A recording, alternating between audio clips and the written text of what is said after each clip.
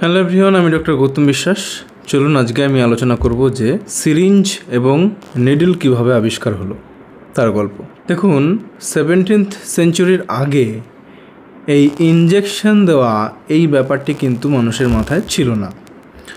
সুতরাং তখন ইনজেকশন দেওয়ার জন্য যে ডিভাইসের দরকার সেটা তৈরি করতে হবে, এরকম জিনিসও কারোর মাথায় আসেনি। কিন্তু 17th সেঞ্চুরিতে প্রথম একজন আর্কিটেক্ট, নাম হচ্ছে ক্রিস্টোফার রেন, উনি প্রথম কুকুরের ওপরে একটা পরীক্ষা করেছিলেন, যেখানে উনি পশুর যে মূত্রথলি, অ্যানিম্যাল ব্লাডার, তাকে সিরিঞ্জ হিসেবে ইউজ করেছিলেন এবং গুজ কুইল মানে হচ্ছে পাখির পালক, বড় বড় যে পাখি হয় পাখির পালককে নিডল হিসেবে ব্যবহার করে একটা পরীক্ষা করেন যে ইনজেকশন কিভাবে দেওয়া যায়। পরবর্তীকালে এই টেকনিকের মাধ্যমে মানুষের মধ্যেও চেষ্টা করা হয়েছিল কিছু ওষুধ ইনজেক্ট করার, কিন্তু স্টেরিলাইজেশনের অভাবে এবং প্রপার ডোজ কন্ট্রোল এর অভাবে এটা সায়েন্টিফিক্যালি খুবই মারাত্মক হয়ে দাঁড়ায়।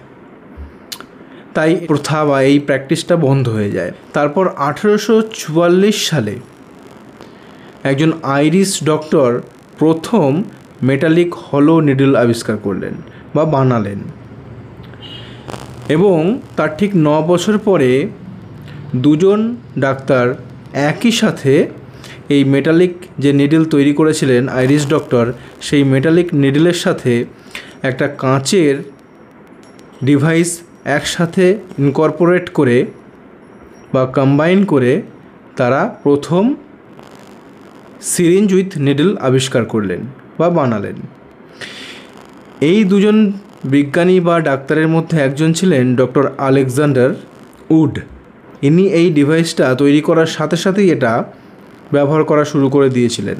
তার কারণ ওনার ওয়াইফ বা ওনার স্ত্রী ছিলেন একজন ক্রনিক পেইন বা অনেক দিন থেকে ব্যথা শরীরে, সেই ব্যথার রোগী। তো তিনি এই ডিভাইস বা এই ইনজেকশনের মাধ্যমে রোগীর শরীরে পেইন কিলার মরফিন ইনজেক্ট করতে থাকেন এবং একই রকমভাবে নিজের ওয়াইফের মধ্যেও এই পেইন কিলার ইনজেক্ট করেন, মরফিন।